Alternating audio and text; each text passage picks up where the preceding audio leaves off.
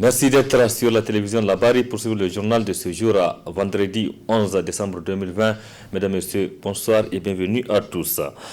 Le moderne FA Lumana, dont le dossier de candidature de son candidat à la présidentielle du 27 décembre prochain a été rejeté, va soutenir un parti donc en compétition dès le premier tour à la présidentielle du 27 décembre prochain. L'annonce a été faite par Hama Amadou ce vendredi au cours d'une conférence de presse. C'est pourquoi il demande à ses militants de sortir massivement le jour du scrutin pour voter. Résumé.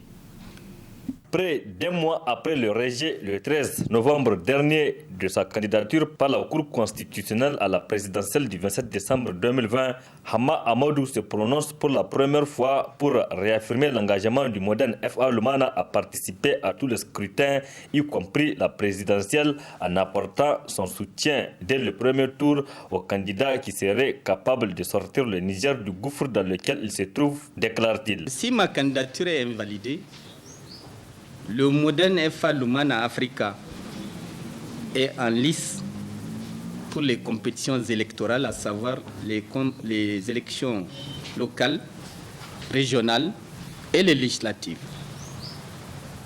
Mais le Lumana Africa va être également dans la course pour les élections présidentielles parce que notre objectif reste et demeure l'alternance démocratique au Niger. Ce qui signifie que Lumana Africa ne va pas se désintéresser également des élections présidentielles.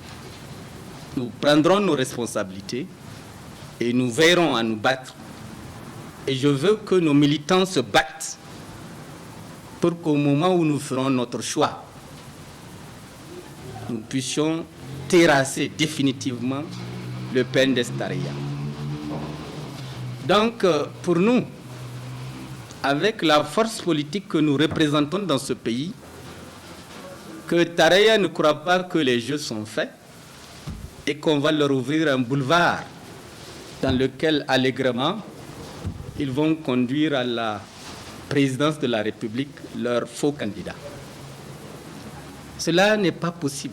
Serein et confiant, Hama Amadou appelle tous les Nigériens qui aspirent à une alternance démocratique au Niger à une grande mobilisation le jour du vote pour voter massivement en faveur du candidat pour le changement. Et j'appelle donc sincèrement tous nos militants et les militants de notre alliance et au-delà de notre alliance, tous les partis qui sont pour l'alternance, même s'ils ne sont pas à l'opposition, cela n'est pas important.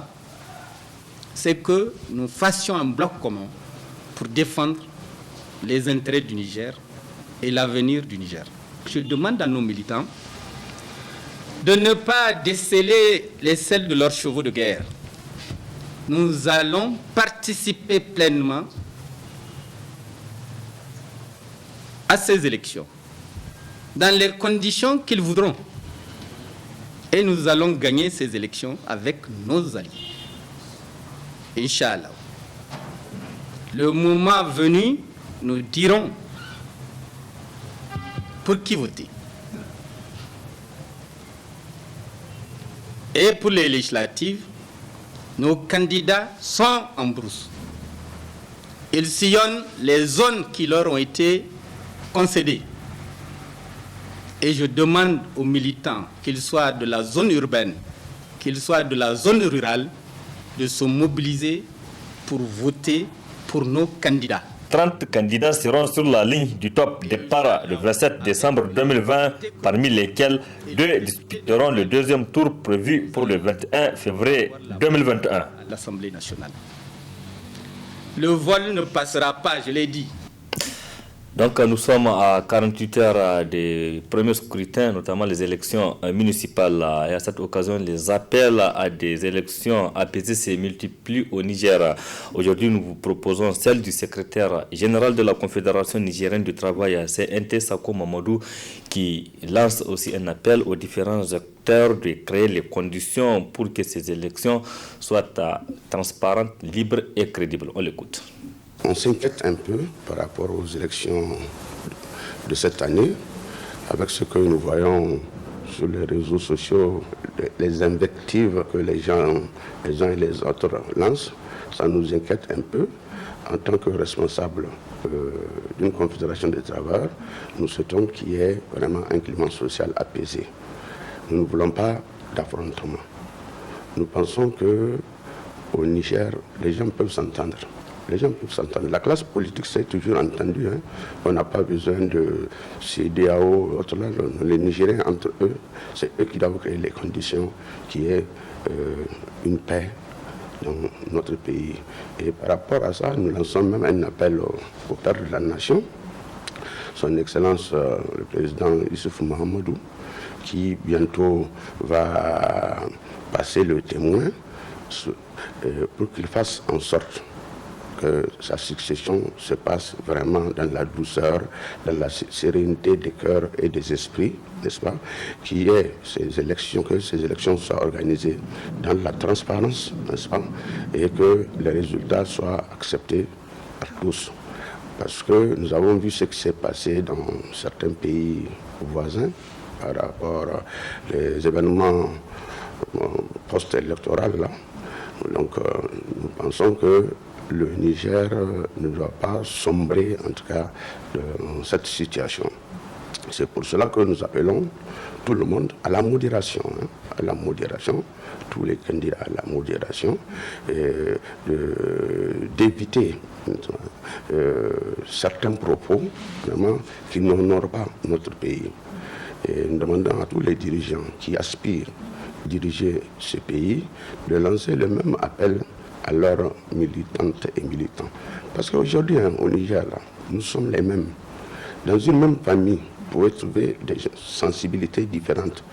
Un frère est dans tel parti, une sœur milite pour un autre parti, mais il n'en demeure pas moins que les gens sont toujours ensemble, n'est-ce pas? Moi, je pense que nous devons cultiver vraiment ça pour qu'il y ait vraiment la paix et la sérénité dans notre pays. Nous, au niveau de la CNT, nous avons toujours fait du dialogue vraiment notre credo. Nous pensons que nos dirigeants, tous ceux qui aspirent à diriger ce pays, doivent également cultiver et avoir cette culture de dialogue afin que ces élections se passent dans la paix et la sérénité pour qu'un Niger, vraiment pour que nous amorçons le développement de notre pays. Mais dans la division, ça n'arrange personne. Ça n'arrange personne. C'était là donc l'appel à l'apaisement du secrétaire général de la Confédération nigérienne du travail CNT à l'occasion donc des élections à venir. Pour le juriste Emmanuel Elfred du Rassemblement des acteurs pour la promotion et le respect du droit international humanitaire, Raza Presse lui profite de cette occasion pour rappeler aux citoyens leurs droits et leurs devoirs pendant cette période électorale. On écoute. Avant le vote, les citoyens peuvent choisir librement leur formation politique. C'est un droit constitutionnel. Quand vous prenez le titre 10 de la Constitution du Niger, pardon, le titre 2 de cette Constitution, qui traite des droits et devoirs de la personne humaine. Ce titre garantit les droits humains, reconnaît les différentes libertés constitutionnelles aux citoyens. Donc, chaque citoyen est libre de choisir sa formation politique. Le citoyen est également libre d'exprimer ses opinions politiques dans le respect de la loi. Le citoyen est également libre de faire campagne pour son candidat ou pour soi-même lorsqu'il est électeur. Il est également libre, et encore je dirais c'est un devoir civique de se faire enrôler. Non seulement c'est un droit, mais c'est aussi un devoir pour un citoyen, parce que le citoyen doit également participer, comme nous l'avons vu, à la vie de la nation. S'intéresser à la vie de la nation, c'est également participer au vote. Alors, le citoyen a également ce devoir de retirer sa carte d'électeur. Récemment, les citoyens, et c'est en cours, ont retiré et continuent de retirer leur carte d'électeur. Donc, c'est autant de choses qui montrent les devoirs auxquels les citoyens sont astreints pendant ou avant cette période électorale. Maintenant, s'agissant de la période, ou bien s'agissant même du vote, pendant le vote, le citoyen est appelé à se présenter le jour du vote au bureau de vote. Il est appelé à voter son candidat. Il est appelé également. Et c'est très important. D'ailleurs, ce point intervient, c'est un point central de notre communication. Ce point intervient et avant, et pendant, et après les échéances électorales. C'est la question des discours haineux, régionalistes et ethnocentriques. Les citoyens, pendant cette période électorale, sont appelés à cultiver le sens de la responsabilité en évitant les discours haineux, tout ce qui peut embraser le pays. Nous devons avoir des élections apaisées. La paix est le bien que nous avons de plus cher et nous devons tous y travailler pour cela. Donc c'est pourquoi les citoyens sont appelés, et même les candidats, à éviter des discours haineux, à éviter des discours régionalistes. Dans l'article 4 de la Constitution que j'avais cité tantôt, il est dit qu'aucune fraction du peuple, aucune communauté, aucune corporation, aucun parti ou association politique, aucune organisation syndicale ou aucun individu ne peut s'attribuer la souveraineté. Donc c'est le peuple qui est souverain. Donc ici nous voyons que la Constitution, qui est la loi fondamentale, met en exergue, met en avant le peuple. Cette période électorale est une occasion saisie par le réseau des journalistes pour l'eau, l'hygiène et l'assainissement REGIA pour lancer officiellement une campagne de plaidoyer, d'information et de sensibilisation pour une prise des questions de l'eau, l'hygiène et de l'assainissement dans les agendas politiques des candidats aux élections présidentielles de 2020-2021. Cette campagne a bénéficié du soutien de l'ONG WaterAid, nous rapporte Arieta Sala et Ibrahim Aboudou. L'accès à l'eau est un droit fondamental et constitue le facteur de développement de tout pays. C'est conscient de cela que WaterAid et le réseau des journalistes pour l'eau, l'hygiène et l'assainissement REGIA a par la présente conférence de presse lancé la campagne de plaidoyer, d'information, de communication et de sensibilisation pour une meilleure prise en compte des questions de l'eau, de l'hygiène et de l'assainissement dans les agendas politiques des candidats aux élections présidentielles 2020-2021 au Niger. Toutes les promesses aujourd'hui électorales se basent sur les questions de l'eau et de l'assainissement. Et je pense, en vous associant, à nous associer nous tous à cette campagne, nous allons aider des millions de personnes qui n'ont pas accès à cette ressource rare ou qui n'ont pas accès aux infrastructures d'hygiène et d'assainissement. Aujourd'hui, les chiffres ne mentent pas. Nous avons à peu près la moitié de la population qui n'a pas accès à l'eau potable, malgré tous les efforts consentis. C'est l'occasion également de saluer les efforts du gouvernement du Niger et l'appui de la communauté de bailleurs de fonds qui accompagnent les secteurs. En matière de défécation, nous avons plus de 15 500 000 personnes qui défèquent à l'air libre. Donc la situation est très grave. C'est pourquoi nous saisissons cette opportunité des élections présidentielles pour d'abord voir les candidats. Est-ce qu'ils ont programmé l'eau au cœur des actions à promouvoir pour lutter efficacement contre la pauvreté de les agendas politiques? S'ils l'ont fait, c'est vraiment de les aider à réussir leur programme et suivre les engagements avant, pendant et après les élections. Si ils n'ont pas fait, c'est l'occasion de les aider. Nous avons des spécialistes à notre niveau, au niveau des ONG partenaires et au niveau de l'État qui peuvent les aider à intégrer des stratégies pour mobiliser effectivement des ressources ou placer l'eau au cœur des actions à promouvoir pour lutter efficacement contre la pauvreté. Pour le directeur pays WaterAid, c'est devenu une tradition chez eux au moment des élections d'amener les candidats à accorder une place importante aux questions de l'eau, de l'hygiène et de l'assainissement dans leur programme de société. Nous saisissons l'opportunité pour attirer et rappeler le devoir et le droit de tout un chacun relativement au secteur de l'eau et de l'assainissement. Vous comprenez alors aisément que cette période de campagne électorale en est une, et c'est également une période de l'offre et de la demande. C'est un marché. À travers des programmes, des promesses et les urnes. La place de l'eau, l'hygiène et l'assainissement dans le développement d'un pays n'est plus à démontrer. Et votre aide, nous sommes convaincus qu'on ne peut pas prétendre apporter le bien-être pour des populations sans l'eau. c'est impossible, j'allais dire. Et d'ailleurs, pour nous, c'est une question de redevabilité et de devoir. L'accès à l'eau potable, à l'assainissement est plus important. C'est la base du développement, comme je le disais tout à l'heure. Un pays ne peut pas prétendre se développer sans faciliter l'accès à l'eau potable à ses populations. À travers cette campagne, WaterAid et Regia vont se donner tous les moyens pour une meilleure prise en compte des questions de l'eau dans les agendas politiques des candidats aux élections présidentielles. Les enseignants contractuels de Niamey se sont retrouvés ce vendredi matin à la maison des jeunes Djadji Sékou de Niamey où ils ont tenu une assemblée générale, une AG pour passer en revue les différentes revendications des enseignants, mais aussi présenter le document de plaidoyer pour le financement de l'éducation au Niger. Cette assemblée générale est organisée par le syndicat national des agents contractuels et fonctionnaires de l'enseignement de l'éducation SINASEB.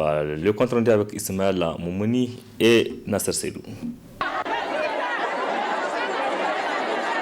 Échanger avec leurs camarades afin de trouver des solutions par rapport à la situation dans laquelle végètent leurs militants, objet de cette assemblée générale du syndicat national des agents contractuels et fonctionnaires de l'éducation de base SINASEB. Nous aurions pu faire cette assemblée générale le 13, qui coïncide avec la signature des accords du 13 décembre 2016. Un accord ou des accords dans lesquels le gouvernement a eu à prendre beaucoup d'engagements. Et aujourd'hui, avec le recul, 4 ans après, nous nous rendons compte qu'aucun de ces engagements n'a été respecté. Que ce soit la question du paiement des pécules à terme échu. Aujourd'hui, nous sommes le 11, les pécules des enseignants contractuels n'ont pas encore été payés. Aujourd'hui encore, 4 ans après, aucun recrutement n'a été organisé. Et je rappelle que depuis 2014, 6 ans aujourd'hui, que le régime n'a pas réglé cette question. Le régime n'a plus fait de recrutement à la fonction publique, conformément d'abord aux engagements du président, mais également conformément aux différents accords qui nous lient avec ce gouvernement-là. Nous avons également la question de la gestion du temps scolaire. Nous avons la question de la gestion, n'est-ce pas, du personnel enseignant. Des enseignants qui sont mutés à n'importe quel moment, des enseignants qui sont révoqués comme pas possible, des enseignants qui sont véritablement marginalisés. Dernier en matière d'indice de développement humain, le Niger dispose d'une population analphabète à plus de 80% et rurale à 83,7%, alors que le taux brut de scolarisation est de 110% selon le rapport du PNUD. Ce qui a conduit le SINASEB à plaider en faveur de financement conséquent de l'éducation. Attirer l'attention des partenaires sociaux et comme les bailleurs, n'est-ce pas, qui financent le système, de créer les conditions pour un financement conséquent de l'éducation. Nous avons vu à Niamey des classes avec 120 élèves à l'enseignement primaire. Nous avons vu des classes à l'enseignement secondaire où les élèves sont assis à même le sol. Nous avons vu des écoles où les enseignants sont là sous des arbres en train de dispenser des cours. Et nous avons estimé que l'école publique nigérienne ne mérite pas tout cela. L'école doit être au service du peuple. Et pour que l'école puisse être au service du peuple, il va falloir que l'école puisse être dotée de financements conséquents pour faire face à toutes ces situations qui lui sont imposées. Selon une enquête sur les différentes réformes du système éducatif nigérien, diligentée par le SINASEB entre 2010 et 2019, il ressort que la présence et le niveau de formation des enseignants constituent les facteurs les plus influents sur les résultats des élèves.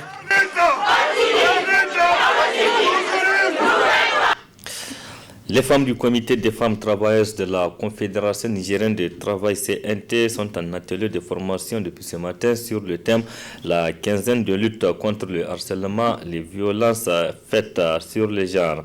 Cette session de formation initiée par cette centrale syndicale des travailleurs avec le soutien des partenaires. Précision Nafisa Yahaya et Abokar Souley. C'est dans le cadre de la célébration des 16 jours d'activisme contre les violences basées sur le genre qui a débuté le 25 novembre dernier que la Confédération nigérienne du travail CNT organise à l'endroit du comité des femmes travailleuses de la CNT cette session de formation sur la Convention 190 de l'Organisation internationale du travail. L'objet de cette formation, c'est de vous outiller, n'est-ce pas, afin de bien appréhender en tout cas, le contenu de cet instrument. Et après, la tâche revient à la Confédération et au comité de femmes de mener les plaidoyers auprès du gouvernement, auprès de l'Assemblée nationale, auprès de tous les acteurs étatiques pour une ratification de cette convention. C'est le même processus que nous avons mené il y a quelques années pour la ratification de la Convention 183 sur la maternité. Ces choses faites, nous osons espérer que dans une synergie des cœurs et des esprits, nous ferons en sorte que le Niger soit un des premiers pays africains à ratifier la Convention 190. Parce que la Convention 190, ça concerne les droits humains. Et quand on dit Convention 190, ça concerne aussi bien les hommes que les femmes. Et nous restons dans le cadre de cette quinzaine, n'est-ce pas, pour non seulement, au Niger, nous on fera de ça un combat permanent. C'est-à-dire que ce n'est pas par rapport à la quinzaine sur les violences faites aux femmes, c'est un processus que nous lançons et que nous pensons que dans le cadre du dialogue social, nous pourrons amener le gouvernement nigérien à ratifier la Convention 190 qui sera saluée par le BIT. Placé sous le thème la quinzaine de lutte contre le harcèlement, les violences faites sur le genre, la présidente de ce comité n'a pas manqué de rappeler le danger que constitue la violence liée au genre avant d'exhorter les participantes à plus d'assiduité pour cette formation. Aujourd'hui, la violence à l'égard des femmes et des filles constitue une des violences des droits humains les plus répandues dans le monde. C'est pourquoi un changement de mentalité s'avère nécessaire à tous les niveaux. En effet, la célébration de cette année coïncide avec la situation sanitaire de la pandémie de la Covid-19 dans notre pays, le Niger. Dans notre pays, le Niger n'est pas épargné par la maladie. D'où le seul remède qui existe est le respect des gestes barrières. J'ose espérer que vous, les participantes à cet atelier, tireront profit de cette formation. Je ne terminerai pas mes propos sans remercier la Confédération nigérienne du travail CNT et son partenaire la CNV internationale qui accompagne les femmes dans toutes les luttes syndicales. Cette formation dont les discussions sont axées sur la Convention 190 de l'Organisation internationale du travail a bénéficié de l'appui financier de la CNV internationale. L'état de droit de l'homme au Niger, c'est le thème d'une conférence publique organisée hier par le mouvement pour la promotion d'une citoyenneté responsable, le MPCR de Nuhu Mamadou Arzika. Une conférence publique organisée à l'occasion de la Journée internationale des déclarations universelle des droits de l'homme. Le résumé avec Ismaël Moumouni et Ibrahim Abdou. Restait en marge de commémoration du 72e anniversaire de la Déclaration universelle des droits de l'homme, DIDH, ce que ne sera cautionné le mouvement pour la promotion d'une citoyenneté responsable, MPCR. C'est pourquoi elle a initié cette conférence publique à la défense de son siège sur le thème « L'état des droits de l'homme au Niger ». Nous avons pensé que c'est important, dans le contexte actuel où nous sommes, de faire l'état des droits de l'homme. Et à travers ce débat que nous aurons fait, cet échange que nous aurons à faire, ça va donner à nos compatriotes des idées et des réflexions pour que dans le contexte électoral actuel dans lequel nous sommes, qu'ils soient capables d'être à mesure, au vu de l'analyse qui est faite, au vu de tout ce que nous aurons été amenés à retenir, que dans leur débat avec les différents candidats, tous les candidats sans exclusif, qu'ils puissent être à mesure en écoutant les programmes de chaque candidat, qu'ils sachent et qu'ils puissent avoir une certaine idée de qui pourrait être le moindre mal à défaut d'avoir le meilleur, avec qui on peut cheminer et qu'ils doivent voter pour lui faciliter l'arrivée au pouvoir et que l'espoir de voir les droits de l'homme et les conditions de leur jouissance s'améliorer dans notre pays, que cela s'observe. Cette activité est animée par d'éminents conférenciers